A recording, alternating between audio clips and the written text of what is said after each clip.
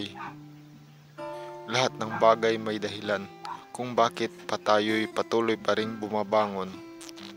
Kahit sabihin na nating, oo, mahirap ang buhay.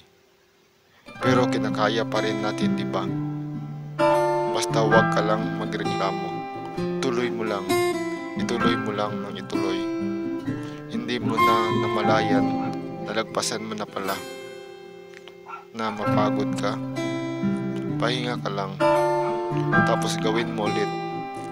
Harapin mo ulit ng mag-isa.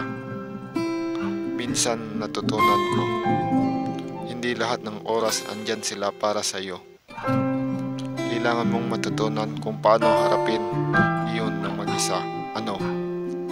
Mahirap ba? Kaya mo yan. Ikaw pa? Paano kung may time machine talaga? Babalik ka ba sa nakaraan para itama yung mga mali mo? Siguro ako hindi. Hindi na. Kasi dahil sa mga mali kong iyon, marami akong natutunan. At kung bakit ako matatag ngayon, dahil sa mga pinagdaanan ko nung nakaraan. Wala namang perpektong tao, lahat nagkakamali. Ang mahalaga ay bumabangon tayo muli sa bawat pagkadapa natin. Mahalin mo na lang kung ano ka ngayon at kung ano ang meron ka.